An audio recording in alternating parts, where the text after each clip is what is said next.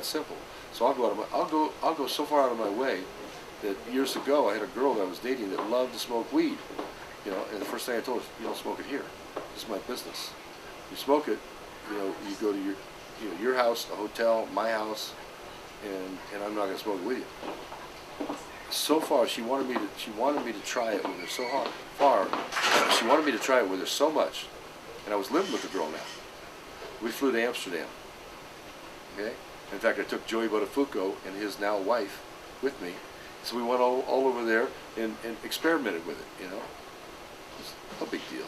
You know, I don't drink, I don't do any drugs, so but it was fun. I had fun, but it was legal. So if anybody ever asked me, "Do you smoke weed?" Yeah, I did. We went to Amsterdam once and tried it. You know, I'm not a hypocrite. I'm not going to lie, but I don't have any part of it here at all. It's illegal. I can't do illegal things.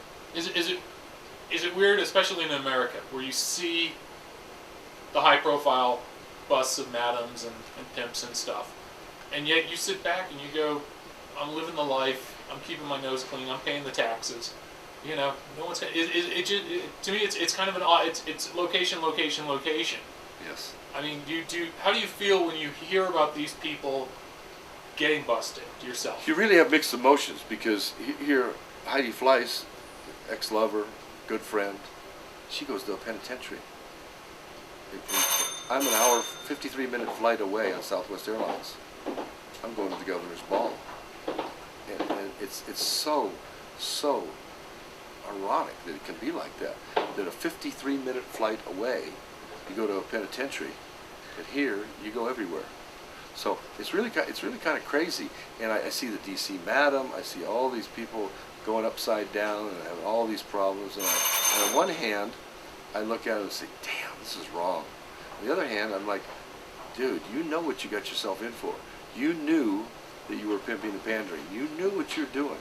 So what's the complaint? Do the time, get it done with." Yeah.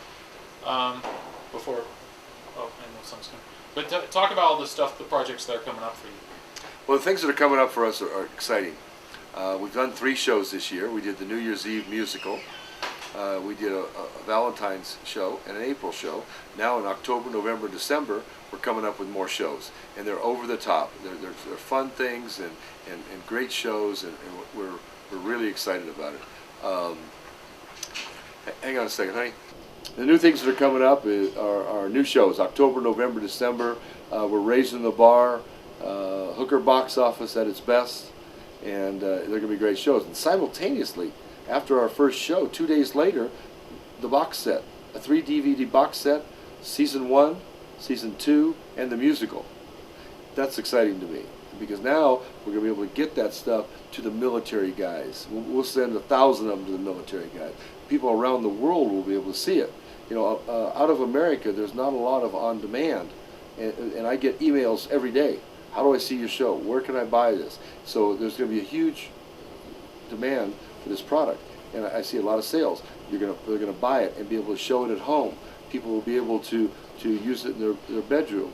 Instead of watching porn, they're going to be watching Cathouse. It's a softer way to get into the sexual side of things. If a couple's watching this, they're going to have some sex education in most every show. Well, let's try that. You know what? Let's find the G-spot. That's probably killing your sound. Yeah. Yeah, no, the military part. Yeah, it's. I got a cousin who loves watching the show, so he's in Baghdad right now. And we're going to get them all out there. I'll have to take them the new season. Because they can't get any good stuff over there. Right, and they can get our show. Because it's not X-rated. It's not X-rated, exactly. So you know, the nice thing about it is now people will be able to get these things and watch them at home. Guys can watch them with their girlfriends and lead into it. It's like porn light. It's got some soft store. It's got some. It's like porn light. It's got some softcore stuff, but great sex, and it leaves a little bit to the imagination. And it allows people to explore. It allows them to talk about threesomes, to talk about anal, for the girls to learn how to give oral by watching our girls do it, and just have fun with sex. Make sex fun. That's what we're about. Is make it fun. Everybody's doing it. Nobody wants to talk about it. Let's bring it out in the open. Let's talk about it. Because when our show airs, everybody around the water coolers of America are talking about it the next day. Now, what do you see as the new trend in sex, as far as what people are exploring more now than 5 years ago? What do I see as new trends in sex? In the new millennium, sex is less penetration and more fantasy and fetish. You see a lot of that stuff. The guys that are into the foot fetishes, trampling, S&M, all those things, the multitude of them, kissing, smoking. It's endless. It's the baby boomers. Whatever the baby boomers do, then that's the bulge in America. So that's where the most sales come from a product, is what the baby boomers do. The baby boomers aren't having as much sex. They're having more fun, and they're having more fantasy, more fetish, and doing crazy things. Where they used to be able to knock down 2 or 3 or 4 girls in a day, now it's one, and maybe some Viagra for the second one. So they're not coming in here and partying with 5 or 6 girls in a night. That's what the baby boomers are doing. I see guys go up to the bar, and the girls say, "Hi, honey, let's go party." I need a little time. Can I have a glass of water? Slam down the Viagra. Say, "Honey, you know what? In an hour, I'm going to be hard as Chinese arithmetic." You know what? Viagra, it's like Disney. It's a 1-hour wait for an 8-second ride. I'm going to have some fun. Give me a little time. And they're open about it. They're honest about it. And so that's what I'm seeing as the change. I'm also seeing a lot more couples, a lot more virgins, and which is great for us. It's I kind of related to the Joe Camel thing. You start them out young, instead of getting laid in the back seat of a Toyota and banging a chick and losing your virginity and getting her pregnant and ruining your life. Now they're coming here when they're young, and they're starting out with their young, and they come back. They understand instantly the reason for the bunny ranch. The reason for the bunny ranch is, I don't have to lie, because girls want you to lie. Well, if we do this, you're not going to do it with anybody else, are you? We all lie. Of course we're going to lie. Hell no, just you and me, baby. Well, if we do this, I'm going to be your girlfriend. Yeah, of course you are. Guy doesn't want a girlfriend. He wants to get laid. They want to get laid. That's what guys want, And so when they come here for the first experience, then they go out and start dating. They start learning things. They come back here and learn more about technique and skills, and they get better at it and better at it. And they finally realize, you know what? My schooling or my job is more important than me sitting around discos until 3 in the morning and dragging some girl home and getting drunk with her and having to beg her for a hand job. So they can come here. If your time means anything, the bunny ranch makes sense to you.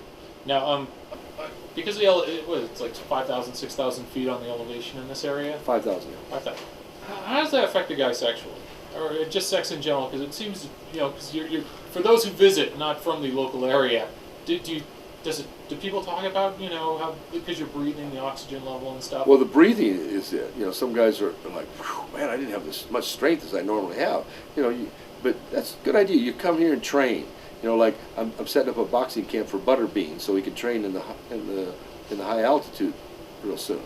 Well, guys can come here and train to have sex in higher altitude, just in case they go to Mexico City or Colorado or something like that. They'll be ready for the big game, the big orgasm. So Butterbean is coming here now? Yeah. Yeah. Good guy.